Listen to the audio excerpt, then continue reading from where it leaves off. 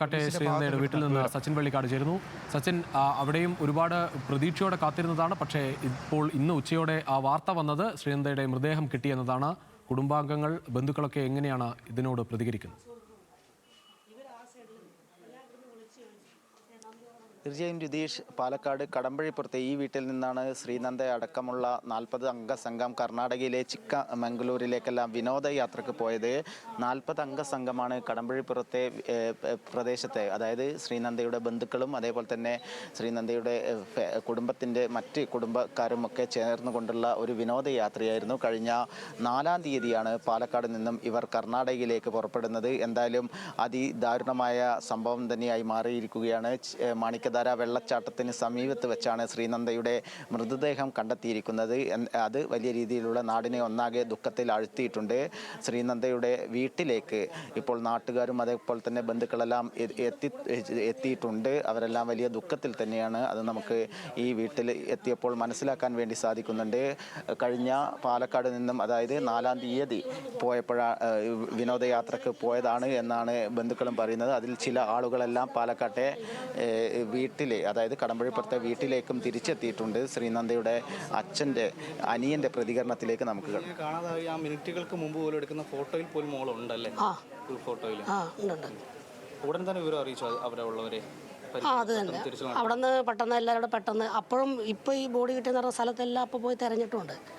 അപ്പോൾ അവിടെ നിന്നൊന്നും കണ്ടിട്ടില്ല. പിന്നെ അന്ന് തിരഞ്ഞിരുന്നു. അതന്നെ അന്ന് 5:30 ഈ കുട്ടിയെ കാണാനില്ല എന്നുള്ളത് ഞങ്ങൾ സ്ഥിരീകരിച്ചു. 5:30 കറക്റ്റ് 5:30 തന്നെ കുട്ടിയെ കാണാനില്ലെന്ന്. അപ്പോഴേ എല്ലാവരും തിരയാൻ തുടങ്ങി. ഒരുപാട് പേര് ഇതിലൊക്കെ ഇറങ്ങിയെല്ലാം നോക്കി. അവിടുത്തെ ലോക്കൽ ഒരു ഹോട്ടലുകാരനൊക്കെ ഉണ്ടായിരുന്നു. പ്രദേശവാസികളുടെ കടകളല്ലേ, അതൊരു സംശയമാണല്ലേ കുടുംബത്തിൽ? എനിക്ക് സംശയം ഈ ഡോഗ് സ്ക്വാഡ്, ആ ഡോഗ് കയറി വന്ന ആ കടക്കാരന് ഇതിനെപ്പറ്റി അറിയാം. അയാൾ അറിയാതെ അവിടെ ഒന്നും നടക്കില്ല. വേറെ വണ്ടി അതെ. അതിനുശേഷം നിങ്ങളത് അറിയിച്ചിരുന്നില്ലേ അധികൃതരെ? അറിയിച്ചു. അപ്പോൾ അവരെന്താണ് പറഞ്ഞത്? അവരത് അന്വേഷിക്കാമെന്ന് പറഞ്ഞു. അത്രേ ഉള്ളൂ. ഈ കാണാതായ അപ്പം തന്നെ പോലീസിനെ വിവരം അറിയിച്ചു. അരമണിക്കൂർ എടുത്ത് കാണും. കാരണം 6 മണിയാണ്. അവിടെ നിന്ന് 10-20 മിനിറ്റ് ഞങ്ങൾക്ക് താഴത്തേക്ക് പോകണമായിരുന്നു. കുറേ പേര് ഇവിടെ തിരഞ്ഞു. 2 പേര് അവിടെ നിന്നൊരു വണ്ടി എടുത്ത് നേരെ അവിടുത്തെ ഔട്ട് പോസ്റ്റിൽ നിന്ന് വിവരം അറിയിച്ചു. അവർ വന്നു മാസയിടെല്ലാം തിരഞ്ഞതാണ്. ഇപ്പോൾ നിങ്ങൾ കൂടെ തിരിച്ചിറങ്ങുമ്പോഴാണോ കുട്ടിയെ കാണാതാവുന്നത്? തിരിച്ചിറങ്ങുന്നതിന് തൊട്ട് മുമ്പ്. ഇറങ്ങുമല്ല, അവിടെ ശരിക്കും കയറുമായിരുന്നു. കാരണം താഴെയാണ് വ്യൂ ഉള്ളത്. അത് കഴിഞ്ഞിട്ട് പാർക്കിംഗ് ഗ്രൗണ്ടിലേക്ക് കയറുന്നതിന് ആ സമയത്താണ് ഇതുണ്ടായത്. ഈ കുട്ടിയെ ആരെങ്കിലും പിന്തുടരുന്ന ഒരു സംശയം? ഇല്ല. നിങ്ങൾ മാത്രമായിരുന്നു ആ പ്രദേശത്ത് ആ സമയത്ത് ഉണ്ടായിരുന്നത്? അല്ല, ഞങ്ങൾ ഒരുപാട് പേരുണ്ടായിരുന്നു. ഏറ്റവും ലാസ്റ്റ് ആ പോയിന്റിൽ നിന്ന് ഞാനാണ് വന്നത്. അപ്പോൾ ഈ കുട്ടി അവിടെ ഇല്ല. അത് 5:26-നാണ് അവിടെ വന്നത്. അപ്പോൾ 5:20, 22 വരെയൊക്കെ ഈ കുട്ടി ശരിക്കും അവിടെ തന്നെ ഉണ്ട്. അവിടെ നിന്നാണ് പിന്നെ ഈ കുട്ടി ഇപ്പുറത്തെ സൈഡിലെ പാർക്കിംഗ് ഗ്രൗണ്ടിലേക്ക് കയറിയത്. ഇത് കാൽവഴുതി വീണതാണ് എന്നുള്ള ഒരു പ്രാഥമികമായിട്ട് ഇത് അപകടമല്ല. ഇത് സുരക്ഷ ഇല്ലാത്ത സ്ഥലങ്ങളായിരുന്നില്ലേ കൂടുതലും അവിടെ? അങ്ങനെ ഒരുപാട് അപകടങ്ങളൊന്നും ഇല്ല അവിടെ. അത്ര ഒന്ന് ശ്രദ്ധിച്ചാൽ അത്ര വലിയ കുഴപ്പമൊന്നുമില്ല. മോൾ ഈ ട്രക്കിങ്ങിലൊക്കെ നല്ല ആക്റ്റീവായിട്ട് കുട്ടി ഒറ്റക്ക് വഴിമാറിയേറ്റം പോയിരുന്നു? ഇല്ല, അതിനുള്ള ഒരു സാധ്യതയില്ല. സപ്പോസ് ഞങ്ങൾ ലാസ്റ്റ് കണ്ടതിൻ്റെ ഇപ്പോൾ ഇതിൻ്റെ ഓപ്പോസിറ്റ് സൈഡ് ഞാൻ പറഞ്ഞ ഒരു കടയുടെ സൈഡിലേക്ക് ഡോഗ് കയറിയെന്ന് പറഞ്ഞില്ലേ, അതിൻ്റെ അവിടെ നിന്ന് ചെറിയൊരു വ്യൂ ഉണ്ട്. അങ്ങോട്ട് കയറി അവിടെ ആയിരുന്നു സംഭവിച്ചിരുന്നെങ്കിൽ ഓക്കെ, നമുക്കതൊരു ആക്സിഡൻ്റാന്ന് ഉറപ്പിക്കുമായിരുന്നു. ഇത് ഈ വെള്ളച്ചാട്ടം തൊട്ട് തന്നെയാണ്? വെള്ളച്ചാട്ടം കുറച്ചുകൂടെ അപ്പുറത്താണ്. അവിടേക്കൊരു 100-150 മീറ്റർ ആണ്. അവിടേക്ക് പോകുകയാണെങ്കിലും നിങ്ങൾ ഒന്നിച്ചേ പോകുള്ളൂ? അവിടേക്ക് പോകുകയാണെങ്കിൽ ഇവരെ ക്രോസ് ചെയ്തല്ലേ പോകാൻ പറ്റുള്ളൂ. ഇവരവിടെ ആൾറെഡി നിൽപ്പുണ്ട്. ഇല്ല, ഞാൻ പോയിരുന്നു. ഞാൻ ആദ്യം അവിടെ പോയിരുന്നു. അത് കഴിഞ്ഞിട്ടാണ് തിരിച്ചങ്ങോട്ട് വന്നത്. ശ്രീനന്ദയ്ക്കൊപ്പം ഉണ്ടായിരുന്ന സുഹൃത്തുക്കൾ എന്താണ് പറയുന്നത്? അവർ ഇതന്നെ പറഞ്ഞു. അവരവിടെ നിൽക്കുമ്പോഴാണ് ഇവിടെ മുകളിലോട്ട് കയറി പോയെന്ന് പറഞ്ഞു. മിനിറ്റുകൊണ്ടാണ് സംഭവിക്കുന്നത്. മറ്റ് ശബ്ദങ്ങളോ ഒന്നും കേട്ടില്ല? ഇല്ല, ഒന്നും കേട്ടില്ല. ഇപ്പോൾ ഒരു 1500 അടി താഴ്ചയിലാണ് മൃതദേഹം കണ്ടെത്തിയത്. അല്ല, ഇപ്പോൾ അവിടെ നിന്ന് വിളിച്ചപ്പോൾ എന്നെ സതീഷാണ് വിളിച്ചത്. സതീഷ് പറഞ്ഞാൽ ഒരുപാട് താഴ്ത്തൊന്നല്ല, കുറച്ച് മുകളിൽ തന്നെ, നമ്മൾ ഇറങ്ങിപ്പോയി അത്ര ആ ഡിസ്റ്റൻസ് തന്നെ ഉള്ളൂ എന്ന് പറഞ്ഞു. അപ്പോൾ കഴിഞ്ഞ ദിവസം ഈ ഡ്രോൺ അടക്കം ഉപയോഗിച്ച് പരിശോധന നടത്തിയിട്ട് എന്തുകൊണ്ട് കണ്ടെത്താൻ വേണ്ടി സാധിച്ചില്ല? അത് തന്നെ. ഇത് സപ്പോസ് സംശയം ഇത് ഏതോ അപകടം എന്തോ മനഃപൂർവ്വം ഇവിടെ കൊണ്ടുവന്നിട്ടായിരിക്കും. ഇന്നലെ രാത്രിയിൽ ദുരൂഹതയുണ്ട്. ഈ ഡോഗ് സ്ക്വാഡ് ഏറ്റവും അവസാനം ഈ പ്രദേശവാസികളുടെ കടകളുടെ അടുത്ത് വന്നു നിന്നാണ് കുടുംബത്തിന്റെ സംശയം. പിന്നെ അതിനുശേഷം ഒരു ഇതുമില്ല. അവിടെ ഐസ്ക്രീം കുടിക്കാനൊക്കെ മോള് പോയിട്ടുണ്ടല്ലേ? അവിടെ ഇല്ലല്ല, അവിടെ പോയിട്ടില്ല. കാരണം ഞങ്ങൾ ആദ്യം വന്നത് ഇപ്പുറത്തെ സൈഡായിരുന്നു. പാർക്കിംഗ് ഗ്രൗണ്ടിൽ വന്നിട്ട് അവിടെ നിന്ന് പിന്നെ അവിടെ നിന്ന് നേരെ ഈ സ്റ്റെപ്പ് ഇറങ്ങി നേരെ മാണിക്കതാരം അവിടെ പോയി തിരിച്ചു വന്നു. അപ്പോൾ ബാക്കിയുള്ളവരെന്ത് ചെയ്തു, ഇവിടെ വന്നിട്ട് ആദ്യം ഈ ചെരുവിൽ വന്നു അങ്ങനെ പോയി. ചിലവർ ആദ്യമേ തന്നെ മാണിക്കതാരെ പോയി. അപ്പോൾ ഇവരൊക്കെ ആദ്യം മാണിക്കതാരെ പോയി.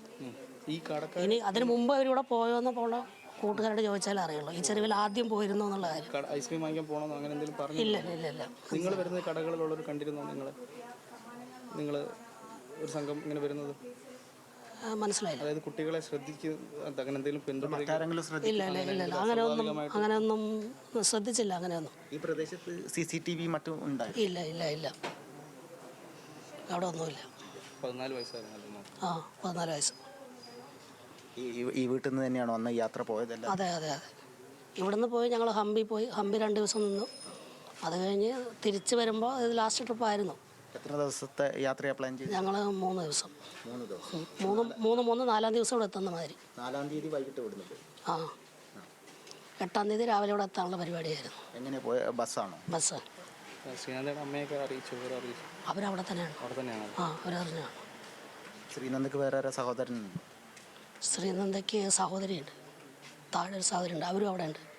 മൂത്ത സഹോദരൻ, ഇളയ സഹോദരൻ? ഇളയ സഹോദരി. അമ്മയുടെ അടുത്തൊക്കെ ചേട്ടൻ ബന്ധപ്പെട്ടായിരുന്നു? അമ്മയും അച്ഛനെയൊക്കെ? അച്ഛനും അമ്മയും അവിടെ ഉണ്ട്. ചേട്ടൻ്റെ അനുജനാണല്ലേ? അവരെ വിളിച്ചിരുന്നോ ഇതിപ്പോൾ? ഇല്ല, അവരവിടെയാണ്. അവരവിടെ ഉണ്ട്. അവിടെ നിന്നിപ്പോൾ ഞാൻ മാത്രമാണ് പോകുന്നത്. പ്രാർത്ഥനയോടെ കഴിഞ്ഞതാണ് മണിക്കൂറുകളോളം. പ്രതീക്ഷ ഉണ്ടായിരുന്നു. പക്ഷേ ഇത് ശരിക്കും പോലീസ് ആദ്യമേ ലോക്കൽ ചോദ്യം ചെയ്തൊന്നും തരച്ചു. പക്ഷേ നമുക്കത് അലംഭാവം കാണിച്ചു. അവർ കൂടുതൽ സമയം വൈകിയോ? എത്ര വിവരം? അവർ ബാക്കി അന്വേഷണങ്ങൾ നടത്തി. പക്ഷേ ഈ ഒരു കാര്യം മാത്രം ചെയ്തില്ല.